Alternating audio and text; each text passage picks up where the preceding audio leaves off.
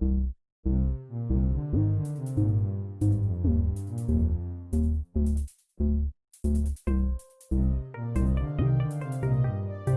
Students, welcome to my YouTube channel commerce classes by Vishal sir. आप सभी का मेरे YouTube channel commerce classes by Vishal sir में आपका हार्दिक स्वागत है।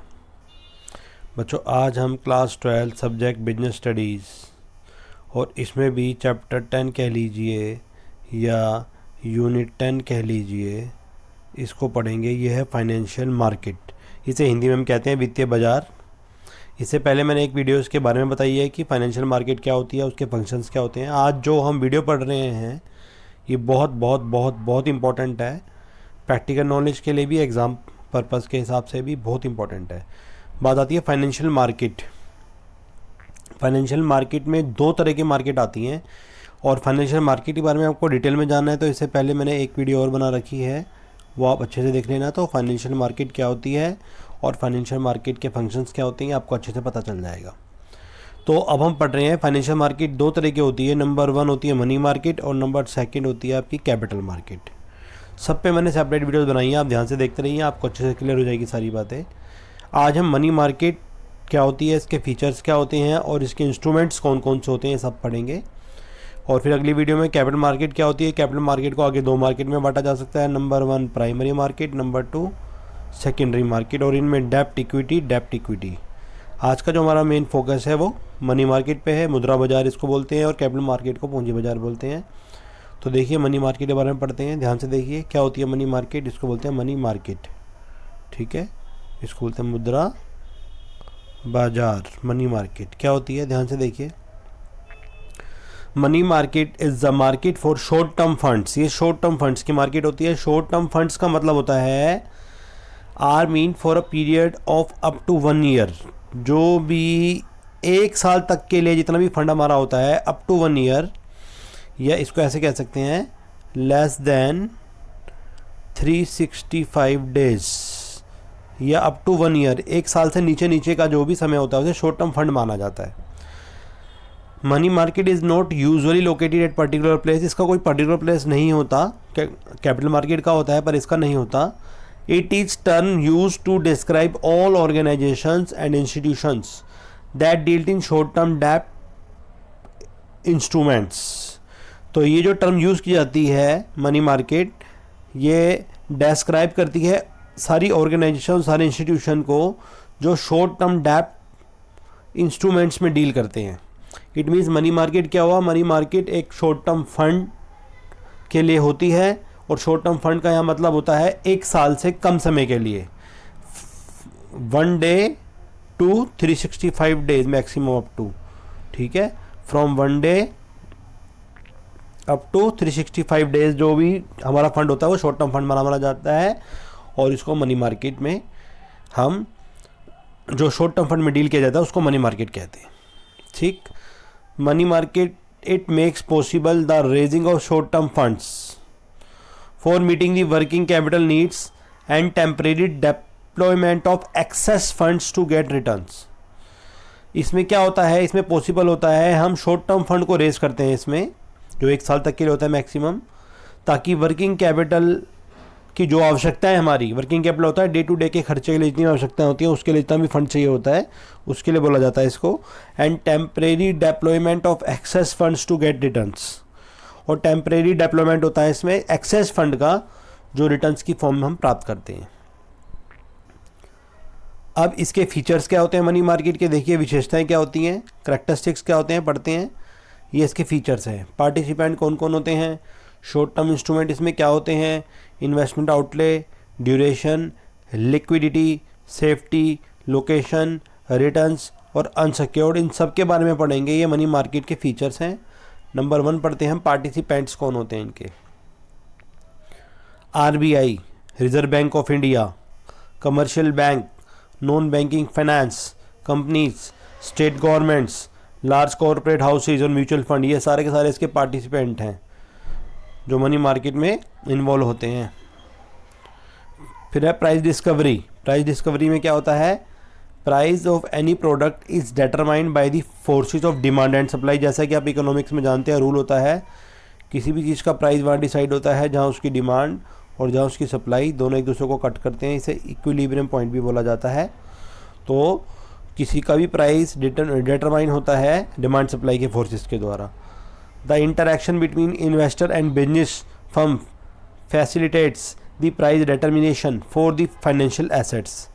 तो जितनी भी फाइनेंशियल एसेट्स होती है उनका प्राइस ऐसे डिसाइड होता है which is being traded in a particular market में डील किया जाता है। तो प्राइस डिस्कवरी इसी मार्केट में होती है। इन्वेस्टमेंट आउटले होता है इसमें, huge sums of money is being transacted, काफ़ी बड़ा अमाउंट इसमें ट्रांजैक्टेड होता है, काफ़ी सारा फंड इकट्ठा होता है। ठीक।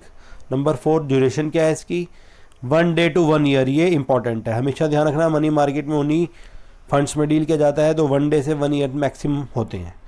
ठीक है, तो 1 ईयर से ज़्यादा नहीं हो सकते, 1 day to 1 year.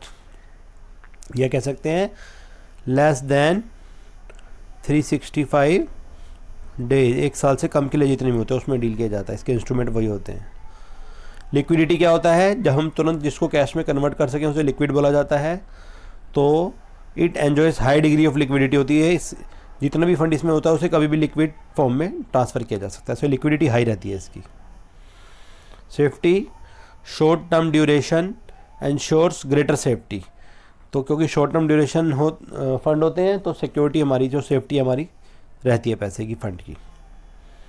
Location, no physical location activities conducted over telephone और इंटरनेट। कोई इसकी फिजिकल लोकेशन नहीं है, फिक्स नहीं है, इसका कोई जगह स्थान फिक्स नहीं होता। इसमें जो एक्टिविटी कंडक्टेड होती हैं ओवर टेलीफोन या इंटरनेट के थ्रू होती हैं, लेकिन इसकी कोई पर्टिकुलर प्लेस नहीं होता। Returns, comparatively less returns. इसमें रिटर्न्स बहुत अच्छे नहीं आते, कम आते हैं, शॉर्ट टर्म के लिए होते हैं, क्योंकि अगर पैसा अच्छा कमाना है तो लॉन्ग रन में ही कमाए जा सकते हैं, शॉर्ट रन में ज़्यादा अच्छा रिटर्न नहीं आते। अनसिक्योर्ड, सिक्योर्ड नहीं है ये इंस्ट्रूमेंट। ट्रेडेड आर अनसिक्योर्ड, इसमें जिन इंस्ट्रूमेंट में डील किया जाता है वो अनसिक्योर्ड होते हैं, ज़्यादा सिक्योर्ड नहीं होते, ज़्यादा सेफ्टी नहीं होती। अब हम पढ़ रहे हैं मनी मार्केट इंस्ट्रूमेंट, बहुत ही इंपॉर्टेंट टॉपिक है, very very most important topic है। ध्यान से देखिए मनी मार्केट में किन इंस्ट्रूमेंट्स में डील किया जाता है, बहुत ध्यान से देखिए। ये है नंबर 5 मोस्ट इंपॉर्टेंट।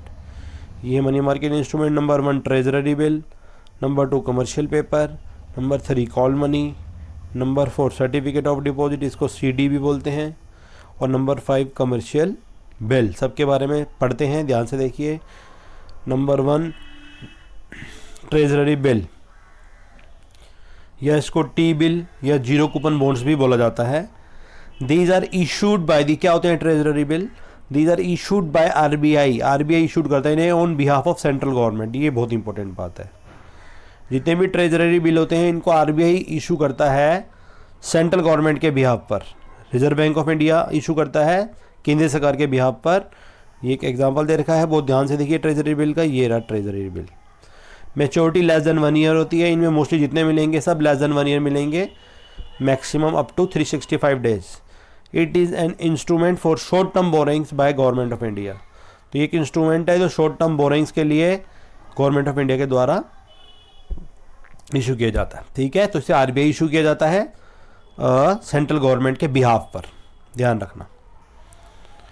अब हम पढ़ रहे हैं T बिल्स या ट्रेजरी बिल, है T बिल्स भी बोलते हैं। They are issued in the form of promissory note. जो T बिल्स होते हैं प्रोमिसरी नोट की फॉर्म में होते हैं, and freely transferable as it comes under negotiable instrument act 1881। ये आप 11th क्लास में ही अभी एक चैप्टर पढ़ेंगे, नेगोशिएबल इंस्ट्रूमेंट एक्ट 1881 है, या आपके चैप्टर का नाम है बिल्स ऑफ एक्सचेंज। उसमें सब पढ़ेंगे आप, बिल्स ऑफ एक्सचेंज क्या होता है, प्रोमोजरी नोट क्या होता है, वहाँ डिटेल में बात करेंगे हम। फिलहाल आप इतना समझ लीजिए कि ये इशूड किए जाते हैं प्रोमोजरी नोट की फॉर्म में और फ्रीली ट्रांसफरेबल होते हैं, नेगोशिएबल इंस्ट्रूमेंट एक्ट के अंतर आते हैं। They are issued at a price which is lower than their face value and repaid at par. तो ये हमेशा जो तो भी लोअर प्राइस होता है उससे कम पे इशू किए जाते हैं फेस वैल्यू से, और रीपेड होते हैं एट पार पे। The difference between the issue price and redemption values called discount. तो दोनों के बीच में जो भी डिफरेंस होता है इशू प्राइस और रिडम्पशन के बीच में, इशू प्राइस जितने पे इशू है, रिडम्पशन जितने में वापस हो रहा है, वो डिस्काउंट कहलाता है। तो it is available for a minimum amount of 25,000 and in the multiples thereof. तो ये जितने भी T बिल्स होते हैं कम से कम 25,000 रुपये की फॉर्म में होते हैं, या इसी मल्टीपल्स में होते हैं। ठीक है, आगे चलते हैं। सेकंड देखिए कमर्शियल पेपर। इसको सीपी बोलते हैं, कमर्शियल पेपर। क्या होता है? It is an unsecured promissory note. ये अनसिक्योर्ड प्रोमोजरी नोट होता है, issued to the public, public को इशू किया जाता है with a fix maturity period ranging from 15 days to 1 year. तो इसका टाइम 15 दिन से 1 साल तक का होता है। ये एक अनसिक्योर्ड प्रोमोजरी नोट है। ये public to the public, public को इशू किया जाता है with a fix maturity period, जो कि 15 से 1 साल तक का होता है। सिंस बीइंग अनसिक्योर्ड, क्योंकि ये अनसिक्योर्ड होता है, this is issued by highly reputed corporate entities. जितनी भी हाईली रेपुटेड अच्छी कॉर्पोरेट इश्यूज होते हैं वो इसे इशू करते हैं। Issuing commercial paper in India as a money market instrument took place in 1989 से 1919 के बीच में ये सारे आए थे, जितने भी इंस्ट्रूमेंट थे कमर्शियल पेपर वाले। ये जैसे कि एग्जांपल दे रखा है, ध्यान से देखिए। Deepak Nitrite issues commercial paper of ₹30 crore. तो ये इशू कर रखा है इनने जुलाई 17, 2015। टाइम दे रखा है, source moneycontrol.com। Deepak Nitrite has inform that the commercial paper of ₹30 crore issued on 17 तारीख को इशू किया गया है। ठीक है, 17 जुलाई लिखा हुआ था, 17 अप्रैल को इशू किया गया था। हैज़ बिन रीपेड ऑन 16 जुलाई को रीपेड किया गया। Further the company has issued commercial paper 30 crore rupees value dated July 17 इतने को इशू किया गया। This has been subscribed by SBI fund management private limited having maturity on October 15, 2015। तो इस तरह का एग्जाम्पल दे रखा है, ये कमर्शियल पेपर होता है। उसका टाइम पीरियड 15 दिन से 1 साल का होता है। ये देखो कमर्शियल पेपर के बारे में और बता रखा है, commercial paper in India issue investment and buyback, इसके बारे में बता रखा है। This serves as an important source of working capital. ये वर्किंग कैपिटल का इंपॉर्टेंट सोर्स माना जाता है। फॉर ब्रिज फाइनेंसिंग के लिए होता है। For raising long term funds from capital market.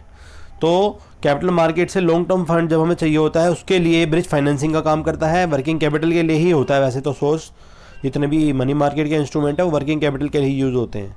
Commercial bank and mutual fund contribute towards this kind of instrument. जितने भी वाणिज्यिक बैंक हैं, कमर्शियल बैंक हैं, और जितने भी म्यूचुअल फंड कंट्रीब्यूट करते हैं towards this kind of instrument, इस तरह का इंस्ट्रूमेंट कमर्शियल बैंक या म्यूचुअल फंड्स कंट्रीब्यूट करते हैं। For example, to meet flotation cost, brokerage, advertising, printing, share application, इन सब चीज़ों के लिए ये कमर्शियल पेपर यूज़ होता है, इशू किया जाता है। नंबर 3 पढ़ रहे हैं, कॉल मनी। कॉल मनी क्या होती है? नाम से पता लग रहा है, call money. In this case day to day surplus funds of banks and other financial institution are dealt with. In this case day to day surplus fund of banks and other financial institutions are dealt with. इसमें day to day के जितने भी surplus fund होते हैं banks के और other financial institutions के, ये डील करते हैं कॉल मनी में। ठीक है, ये कॉल मनी के बारे में बताया गया। The banks with surplus fund lends other banks that are facing deficiency. तो इसमें जिन बैंकों के पास फंड ज़्यादा होता है वो उधार देते हैं उन बैंकों को जिन पे फंड की कमी होती है, तो उसको कॉल मनी है। इसका मतलब जिसके पास कम मनी है, कम पैसे की कमी है, फंड की कमी है, वो बैंक उस बैंक से ले लेते हैं पैसे जिनके पास सरप्लस फंड ज़्यादा इकट्ठा होता है, इसको कॉल मनी बोला जाता है। कॉल मनी के बारे में और पढ़ते हैं। Duration of call money is from 1 day to 15 days. Mostly ये ध्यान रखना, ये सारे के सारे जितने भी इंस्ट्रूमेंट हैं ये अप टू 365 डेज इसमें टाइम आएगा, या फिर अप टू 1 ईयर मैक्सिमम, बस अप टू 1 ईयर, उससे ज़्यादा के हो ही नहीं सकते क्योंकि शॉर्ट टर्म के होते हैं सारे।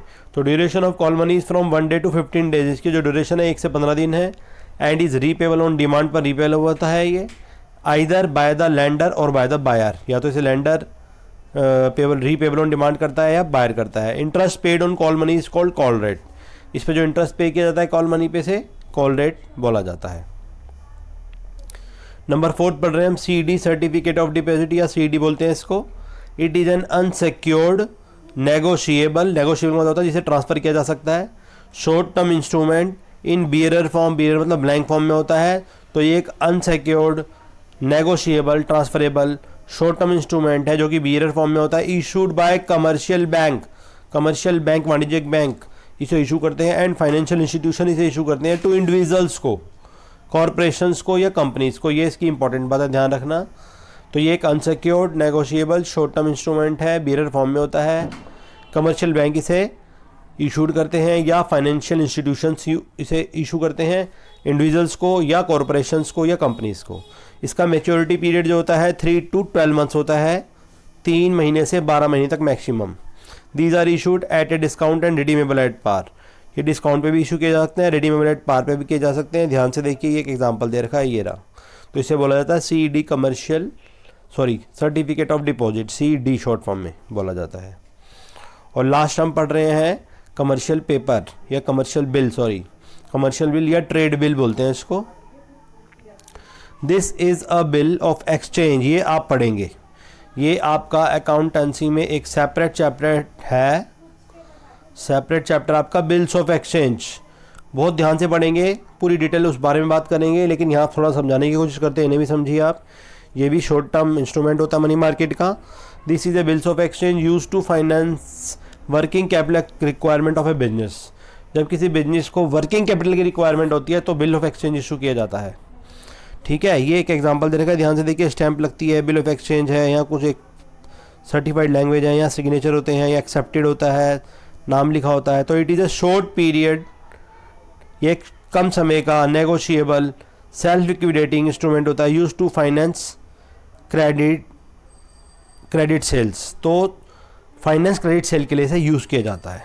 ठीक है, ये इसका स्पेसिमेन दे रखा है, ध्यान से देखिए। इस तरह का होता है, ये डेट हो गई, ये स्टैंप हो गई, अगर 5000 ऊपर स्टैंप लगती है इस पर 10,000 रुपीज़ का है।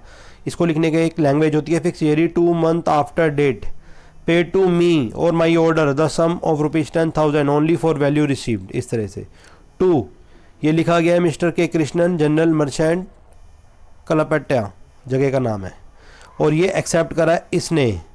तो जो एक्सेप्ट कर रहा है इसे, ठीक है, और यहाँ साइन है एस डेबिट के। ये जो एस डेबिट है इसने इसको लिखा है, इस पार्टी पे लिखा गया है, और ये एक्सेप्ट करा है पेमेंट करने के लिए। ठीक है, ये तो हो गया ड्रॉई जो पेमेंट करेगा। ठीक है, ये हो गया ड्रॉर जिनने इसे बनाया है, और ये इसके नाम लिखा गया है पेई। पेई होता है who will receive the amount. ठीक है, बहुत डिटेल की बात बाद में करेंगे। लिखने वाले ने इसे लिखा है, ड्रॉ लिखने वाला होता है, ड्रॉई जिसके नाम लिखा गया है वो पेमेंट करेगा, और पेई जो पेमेंट रिसीव करेगा 10,000 रुपीज़ का है। वो डिटेल में बात तब करेंगे जब इस चैप्टर को पढ़ेंगे। फिलहाल आप समझ जाइए कि इसमें 3 पार्टियाँ होती हैं, ड्रॉ, ड्रॉई, पेई। ड्रॉर जो इसे लिखता है, ड्रॉई जो जिसके नाम लिखा जाता है, जो इसे एक्सेप्ट कर रहा है कि मैं पेमेंट कर दूंगा। ठीक है, और पेई जो उसे प्राप्त करेगा, पैसे लेगा इसके। आगे कह रहे कमर्शियल बिल क्या होता है, on credit sales the seller, बेचने वाला ड्रॉर होता है, draws the bill and buyer drawee accepted. इसे जो बेचता है वो लिखता है, ठीक है, इसे ड्रॉर बोलते हैं, और जो बायर होता है जिसे ड्रॉई बोलते हैं, इसे एक्सेप्ट करता है बाय पुटिंग हिज सिग्नेचर, और अपने साइन भी करता है।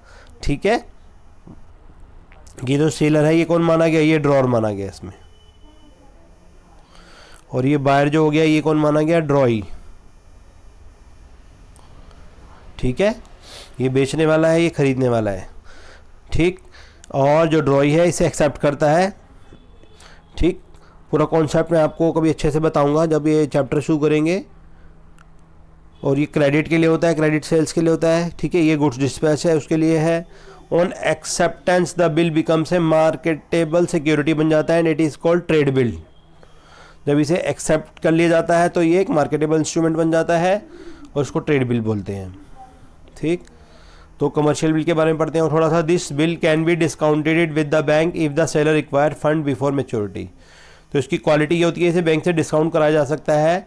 बैंक कुछ पैसे काट के जो जिसके पास बिल होता है उसको पेमेंट कर देता है, अपनी फ़ीस ले लेता है। मान लो 5,000 का बिल है, फॉर एग्जांपल हम दे रहे हैं, मान लो 5,000 का बिल है, तो बैंक क्या करेगा, 1% या 2% काट के, मान लो बैंक ने 500 रुपीज़ काटे, और 4,500 रुपीज़ जो है जो बिल का होल्डर है उसको दे देगा। इसको डिस्काउंट कराया जा सकता है, बैंक इसको पूरा लीगली वैलिड मानते हैं। ठीक है, मैच्योरिटी से पहले पैसे ले सकता है। When a trade bill is accepted discounting of bill by commercial bank, it is known as commercial bill. जब एक ट्रेड बिल को एक्सेप्ट किया जाता है, डिस्काउंटिंग ऑफ बिल किया जाता है, तो इसको कमर्शियल बिल कहा जाता है। तो इसी के साथ ये यूनिट ख़त्म होती है। आई होप आपको ये टॉपिक अच्छा लगा होगा। ये कॉन्सेप्चुअल और प्रैक्टिकल दोनों नॉलेज के लिए भी बहुत इंपॉर्टेंट है। अगर आपको वीडियो अच्छी लगे तो इसको लाइक करें, मेरे चैनल को सब्सक्राइब करें, अपने जैसे फ्रेंड में शेयर ज़रूर करें। और मैंने अकाउंट्स में भी आपकी कैश बुक पे पहुंच गए हैं हम, तो जनरल एंट्रीज पे, अकाउंटिंग क्वेश्चन पे, लेजर पे मैंने बहुत सारी वीडियोस बना रखी हैं, आप उनको भी देखें। और आपके बड़े भाई बहनों के लिए 12th क्लास में मैंने बिजनेस और अकाउंट्स में भी बहुत सारी वीडियो बना रखी है, आप उन्हें भी मोटिवेट करें देखने के लिए। मेरे चैनल से जुड़े रहें और अच्छे से कॉमर्स पढ़ते रहें। इसके साथ आपका इस चैनल और इस वीडियो को देखने के लिए बहुत बहुत धन्यवाद।